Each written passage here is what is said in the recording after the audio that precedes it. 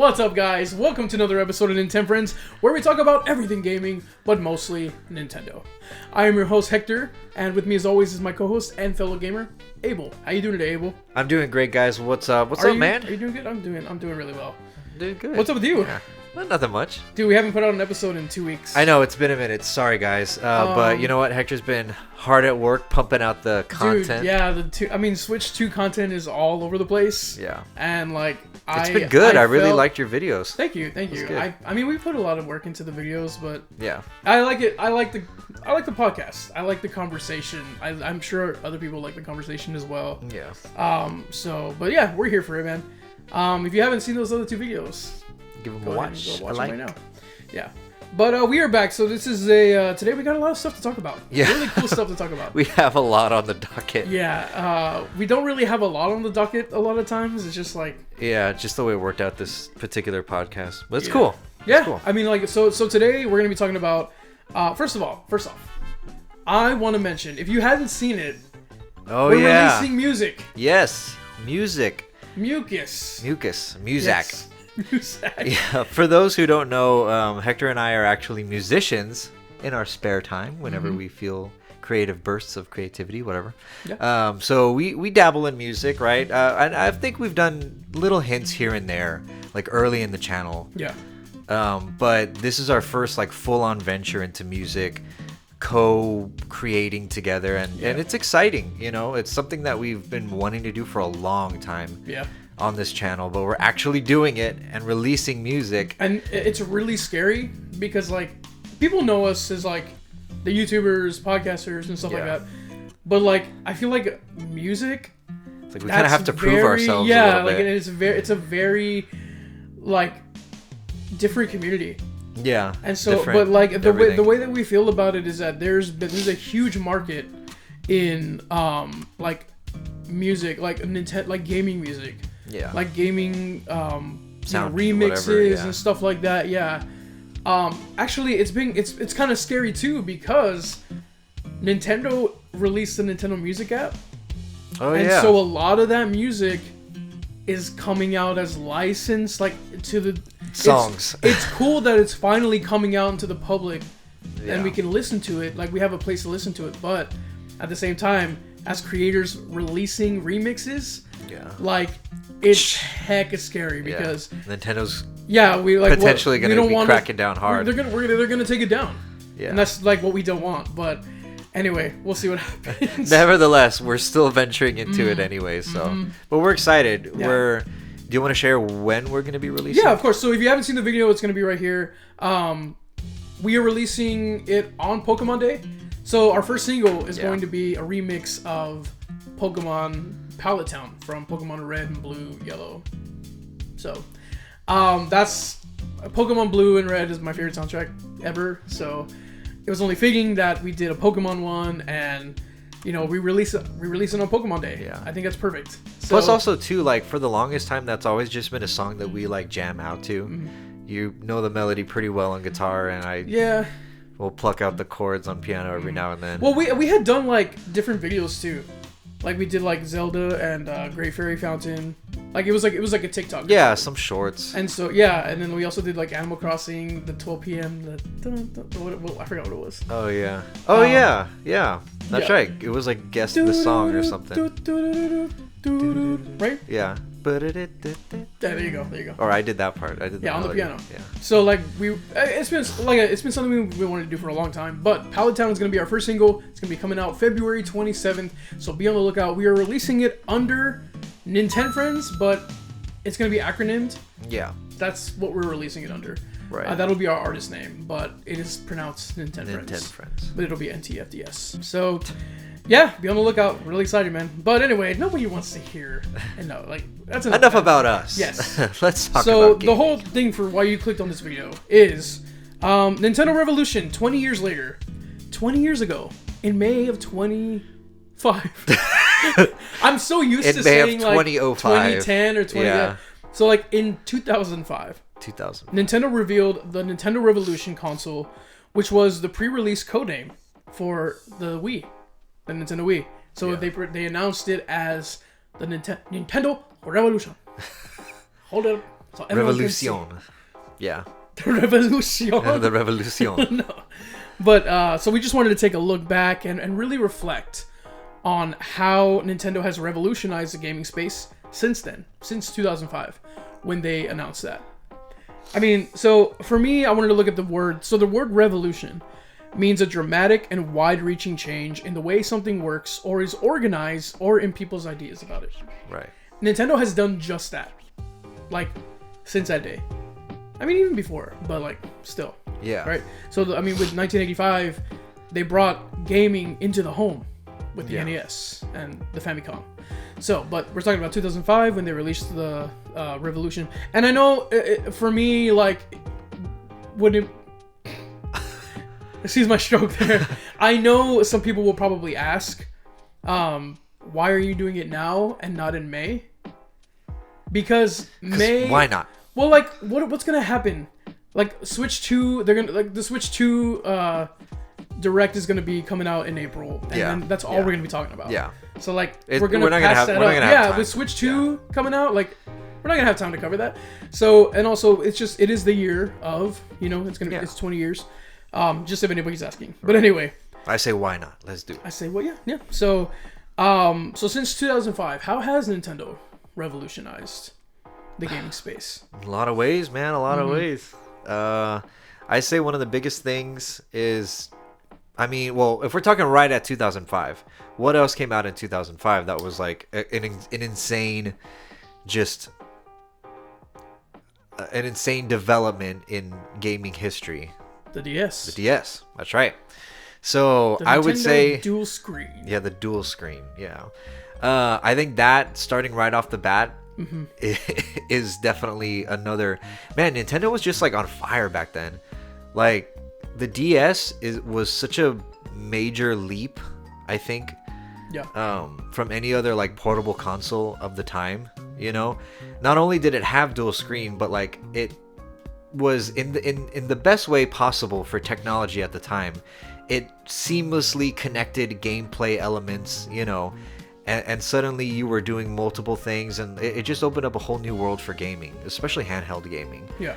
But the console itself is great, aside from, yes, there's the gameplay aspects, but just the console itself is such a good, it's just such a good, well-designed console. Yeah. I mean, like, if you want to talk about how it had revolutionized the gaming space, it brought portability much, a greater portability than I think the PSP, Like, I mean, because the PSP kind of came out around that time. So yeah, more or less around that time. They had already, I mean, at that point, Nintendo had been the king of portability, but then PSP came out. Oh, hey, this is a little bit, this PSP's got power. Yeah. So what do we got to do? And I think they had like one of the first ones. The DS was the first one to be like portable Wi-Fi connectivity. Really? Yeah. You know what? Yeah. Yeah. So like they had, I think in that direct, or it wasn't a direct back then, in that showcase in 2005. Yeah. Well, because like I'm used to directs. The Space World 2005. Yeah. Oh my gosh, Space World. Yeah, or whatever. Nintendo owns Space World, right? Like that's their thing. Like that's their event and stuff like that. I believe so. Correct us on that. Yeah. I don't know. I'm pretty sure. But so they don't do it anymore though. Yeah, of course not. Yeah. Everything is directo. Portable Wi-Fi connectivity, like in their games. So they had released it. They said it was going to be for the new Animal Crossing, and that was like that was insane. Yeah. That was a big thing that you can do that on your DS and stuff like that. Touchscreen. Was the PSP touchscreen? I don't think so. Right? I don't think the PSP. That was one thing. I mean, like even if it was no stylus. Yeah. They really brought back, and I think like what was booming back then, like the Blackberries and like the PDA planners and stuff like that. So like at that time, that was revolutionary to have a gaming console to do that. Pressing buttons is for losers. Yeah. Tapping screens is where it's at. That was the mentality, you know. We had little cell phones back then with the whole like keyboard of different little things that people would type, you know. And I think if you really think about it, that was before the iPhone. Yeah, that was iPhone revolutionized how we do phones because of the touchscreen. Right. So maybe I think they were the first people to have the touchscreen. Like one of the first major like companies with a mass sold product. Yeah, for touchscreen. For that implemented very well the use of a touchscreen. It's so funny because like touchscreen is it's such a it's right now in this day and age it's just a simple technology. Yeah. But back then it was new. It was like whoa. Crazy. Like whoa, and it's moving like with your finger. Yeah. Yeah. So, but I mean, like that's what Nintendo does, man. Like it's just so crazy. So that was the start of it. Yeah. Right, with the DS. Also, too, real quick, I just got a shout out. Mario for the DS, New Super Mario Bros. That is like the best mini games. One of the best uses of just the DS, the dual screen functionality, the touch screen, everything. It's just those mini games and the game itself. Just so fun. Like you had to roll the penguin. Yeah. Is it the snowball? No, the little snowball. Yeah. Avoid the penguin. Dude, those, man. They're so good. It's so good. Those little mini games. Anyway, that is a really good game. You just have to shout that out. You can't talk about the DS without shouting that game out. Next one would be what happened next? Nintendo Wii. Yep. How did that revolutionize? How do you think? What are you doing? What is it called? Wingardium Leviosa. What are you doing? The motion controls. Oh, okay. Yes, motion control. Forgot what it was called. It just spazzed out there for a second. Yeah. So motion controls. They brought that into the gaming space. Again, first. Nintendo is just an innovator to do that. Yeah. First gaming console to do that. Motion controls, like actually controlling the character. Did the Wii controllers have a rumble inside? Okay, and then the Wii Motion Plus added onto it, which was like and the nunchuck. I hated the little Wii Motion Plus rubber things. Oh, the grip. I liked it better when they came out with the controllers that had it already, like automatically. Yeah. Rather than just, it just feels weird, like putting it in. Sleeve. Yeah, I hate it. But anyway, latex sleeve. But it was revolutionary, right? Yeah. Also, I think this is when they started not focusing on power. Yeah, and a little bit more on just how can we change the scene up, you know? How can and game design. Yeah. Gameplay. They really honed in and focused on being more creative in their design rather than just having the most powerful console. And I do think that that's an innovative thing. Yeah. Because nobody else was doing it. Yeah. And that's made them successful from there on out. Like it's one of the things that made them so successful. Because you got to remember, up until then, they were kind of matching power with everything, almost. Like they were almost there, or like not, just shy of hitting the mark. So like they had like NES, SNES. I mean, they were like kind of the best things at the time. I mean, if you want to include the Genesis and things like that, which yes, it was. I think the Genesis was a little bit more powerful. Am I correct? Than like the NES and the SNES, like. I don't know, man. SNES and Genesis were pretty neck and neck. Yeah, but they were like they were competitors as far as power goes. That was part of it. Like 8-bit and 16-bit. Like that was like this is the most powerful console at the time. Like Nintendo, now you're playing with power. You know what I mean? Like, yeah. And then Sega being suggestive in their marketing. We will do things Nintendo won't do. That's true. They were trying to reach the. They were trying to reach the edgy kids. Yeah, which is weird because after that, Nintendo's marketing was even worse than that. Like with the DS with the GBA and the GBA SP, they would have like these women dressed provocatively, like, "Hey, are you coming to bed?" Sorry, you remember that? Yeah. Oh, sorry, I'm playing Nintendo. Yeah. So, but anyway, so up until then they were trying to match. Weird. Yeah. Up until then they were trying to match power. Yeah. So. With the GameCube too, the GameCube was kind of on par with the PS2 because the same games were releasing. Yeah. So like we had Spider-Man 2. I don't know why I'm saying just movie games. Spider-Man 2, Shrek 2, Finding Nemo. But anyway, give me another one that was on like GameCube, like the NBA Live 2000 and whatever. Like at the time, they were both. Yeah, they were both on GameCube and on PlayStation and Xbox. Battlefront, Star Wars Battlefront. So like all the games, they were kind of the same. Yeah. Like they were kind of the same. They almost had the same power. I know that maybe PlayStation 2 and Xbox were probably a little bit stronger and more powerful. Yeah, but most they were like pretty much keeping up at the time. Like again, the same game, you could play the same game on the GameCube. Then the Wii, they really focus on game design and gameplay. And not so much having the best because everybody else was already the PS3 and the Xbox 360 were already HD. Yeah. and they still were 480p. Yep. The Wii was 480p. And like, what is going on? But look at what happened. It was like one of their most successful consoles I think it was their most successful console ever. I think now I think it's the Switch. Is it? Has the Switch bumped The Switch up? beat the Wii for sure. Oh, wow. I think it still has some way to go as far as the DS. So it's not the most handheld, but it's the most home console for sure. Interesting. Yeah. I didn't know that. DS, yeah. And it's funny because they also beat PS2, but then the president for PS2 was like, "Wait, I found receipts." Did you hear about that? No, I didn't hear about that. So yeah, he was That's like, funny though. That sounds. Yeah, they're just gonna keep releasing like every time they pass the PS2. It's like, "Oh wait, I found this in my garage." Yeah. You know, whatever. But anyway, yeah. So that was the Nintendo Wii. How motion controls. Yes. And, Link's sword. And also not focusing on power.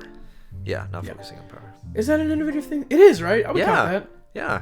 The way it innovated gameplay was huge. For sure. For shizzles. So, next thing. What was after the Wii? I don't know. The 3DS. Oh, I don't think we have to tell you how it was innovative there.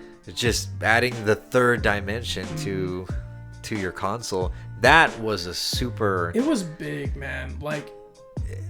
But it was also probably one of their riskiest moves, the 3DS, I think. Well, like at the time, everything was 3D. Like everybody was obsessed with 3D. We had 3D TVs, we had 3D DVD and Blu-ray players. We had like every movie that came out was 3D. Phantom Menace in 3D. Yeah. Like you remember that? No. Phantom Menace, the re-release. Oh, the re-release in theaters, like 3D. Yeah. Really? They did it in 3D? And like Finding Nemo as well. Really? Yes, in you 3D? were there, man. I wish I knew you then. I would have taken you. Oh man. Yeah, that sounds weird. yeah. We're 6 years apart. But it was fun, man. Like everybody was obsessed with 3D. Yeah. Everybody was. So Nintendo decided to add 3D to their console, and so it was so cool at the moment, like in that time, but it got old fast. It did get old a little fast. It was definitely a product of just like the hype of 3D of the time, like whenever this was. They probably really started developing it in in the late 2000s and then early 2010s, you know. But I remember because that was like peak me being peak me being a Nintendo fan. I mean, I still am obviously, but like that was like the height of my early teen Nintendo years. obsession? Yeah, like I was with the consoles itself. Itself, not like the actual games. Like, right. Pokemon, look at Yeah. No, Nintendo.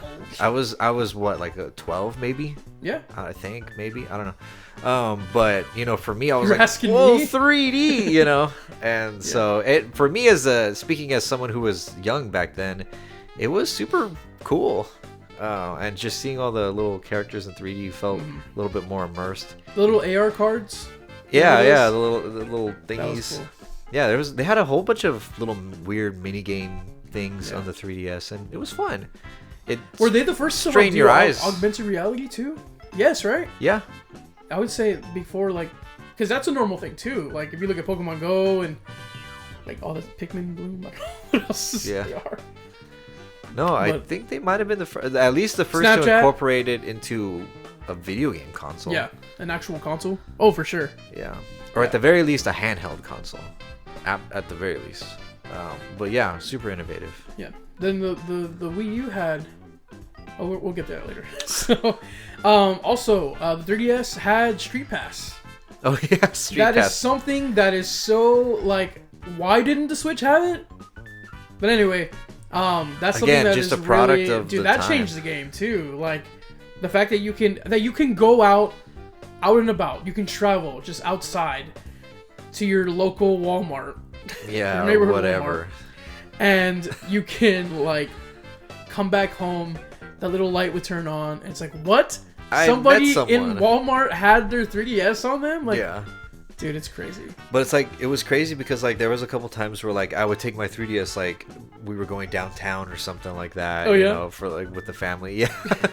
and And I'd have my 3DS on me, and then like I'd get home and like, oh, I wonder if I got anybody. And there'd be like some person from like Sweden or something like that. Sweden? Yeah, or just like from a different country, or like Germany or something like that. And maybe they were just visiting the San Antonio or something like that. But it's just so weird how you get. Yeah, I know, right? It's like you get all these like people from different countries and like What's a culture? I was gonna say cultures. Cultures and countries. Sorry. Countries. And it's very interesting because it's just people from all walks of life. They just got 3DSs. It made the world a lot bigger for me. I think you created a new word. Yeah. But yes, Street Pass was awesome. It was insane. I sometimes do take out my 3DS now and see if I can find somebody, and I never do. There's got to be somebody out there. Bring back, guys. We need to bring back Street Pass. If the Switch 2 doesn't have Street Pass, it's not worth it. I'm gonna be livid. Yeah, I'm not even gonna buy it. Just kidding. But anyway, that was a 3DS. Yeah. With this, after this, do we want to include the Wii U? Because I was thinking about it for so long, and like, we talk about it all the time. It was actually just a stepping stone for the Switch. Yeah. But I feel like that is innovative. Yeah, it was at the time, a lot of people were like, oh, this is a step in the wrong direction for Nintendo. But now that we have the Switch and, we kind of get the bigger picture of what they were trying to do. Yeah. It was definitely a step in the right direction, just kind of a baby step. And people were just like, what? It was the first sign of switching between the TV and the gamepad and handheld. Yes. So it was a precursor for sure. Yeah, it was for sure. You can't talk about the Switch's success without the Wii U. Yeah. So give the Wii U credit, man. But it did its job. Yeah. It did have an augmented reality as well, but on the home console, but it's not really innovative because. Oh, you know what? Amiibos started on the Wii U. That was something. But did it really? But would that count as revolutionizing the game space? I don't know if it would. I don't know about revolutionizing, it's more like, but that's what we're talking about. This is what this whole episode is about. I don't know about revolutionize, but I know. I'm just trying to give the Wii U a little credit. I just come and spike it down. Yeah. Nah. No. We don't play that. But no, I can. It was something. Sure. And that was the talking point for one of our other podcasts. Is do you think the Amiibos are going to continue for the Switch too? Oh, that's right. I remember that. I feel like maybe it's dying. I feel like already? Now instead of like it being part of like the Nintendo, like part of the actual selling point or whatever, it's gonna be like very minimal. Yeah. So like at the end of Switch, the Switch's life cycle, we got very few Amiibos. Yeah. Amiibos. Like the Zelda one that's behind you right there. The Ganondorf one, like for Tears of the Kingdom, it was just like for small games. Yeah. Whereas like before, it was like almost every like single franchise game would come out and there would be Amiibos for it. Yeah. Maybe with Smash Bros, the next Smash Bros. If there's even a next one. I don't know. Ow, I hit myself. Did you see what had happened? No. This week? No. So. You know me. I live under a rock. Yeah. So on Twitter, I think it was on Twitter. Sakurai posted the link for the next Direct. So did Nintendo, but Sakurai himself. Specifically. So speculating that we are going to see the next Smash Bros. In this Direct in April. So. Wow. When did Ultimate come out? 2018? 2018, yeah. 18? Yeah, it's been a while. Yeah. It's been a while. Anyway, so but yeah, with the Amiibos, it was something. When did Skylanders come out? Was that during that time? Yeah, Skylanders was because it came out for Switch too, right? Or was it like Wii U? No, it was Wii U. Okay. Originally, it was Wii U. Was there any other instance with toys? You could like scan. Yes, no, there was right? as gaming, there was the Disney. But that was part of the Wii U, wasn't it? Yeah. Did they have that? But did they have that for Xbox and PlayStation? I don't remember them. I don't remember. What was it? Disney. You know what I'm talking about? The the chibi Disney character. Yes, yeah. I don't remember. A whole stuff like that too, like. But that was all because Wii U. that's when The Force Awakens was coming out. Yeah, and they speculated had Rey and Kylo. But in the game, sorry, this is a little tangent, but in the game, in the whatever Disney that game is, I forgot what it's called. I forgot what it's called too. It'll be right here. It's like Disney Forces or something. The Disney Heroes. I don't know. They had them in gameplay. Kylo Ren would say, like something like "Face me, cousin." Cousin? That's what the dialogue was. Interesting. So people were like, "Wait, what? They're cousins?" Face me, hermana. That would make Rise of Skywalker be really weird. Yeah, that was the ending. But at the time, Alabama. Han and Leia. Luke and Leia. They didn't know. Yeah. This isn't a movie podcast. We can't get into this. Yeah. But anyway. Sorry. Maybe we'll. That's the Wii U. That's the Wii U, ladies and gentlemen. Yeah. And then Switch. Do we even need to talk about Switch? Of how it was? But we need to. It's just so bad. We have to. Good. Great. Yeah. Sure. No. Let's talk about it. So Switch, between handheld and TV, they perfected it. Yep. They perfected the mold. Game design. I mean, really one game, Breath of the Wild. You have to admit. Yeah, but that one game though. No. But again, you have to admit, with Breath of the Wild, other companies followed suit, like with designing their game in a similar art style or gameplay. Yeah, for real. Like games like Genshin Impact, Sonic Frontiers, Elden Ring. Elden Ring developers they've confessed that they wanted to make a game like Breath of the Wild on a much larger scale. Like, yeah, and they succeeded.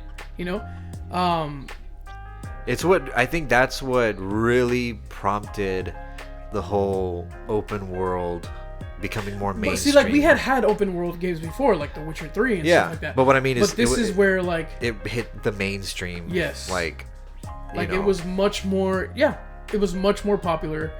A lot of other games were doing it, but they were doing it also the art style specifically as well. Yeah, and the game design. Even Nintendo did it with other Nintendo games like Pokemon and in The Witcher you can't climb up mountains. Yeah. No. And lose your stamina. That's something that Breath of the Wild really, really got right, and it was an idea that other people and other game designers would like. Even on these little indie games, like A Short Hike. You ever play A Short Hike? Nope. Oh my gosh, you would love that game. It's like a little chibi art style, no, not chibi, more like pixelated. But it's like a little bird. Like a bit type. Yes, and it's a little bird that flies around and stuff like that. Which he's a bird. But because what I'm saying is it's kind of like when Link is on his, what is this? Oh, his thing, his parachute or whatever. Yeah, paraglider. There you go.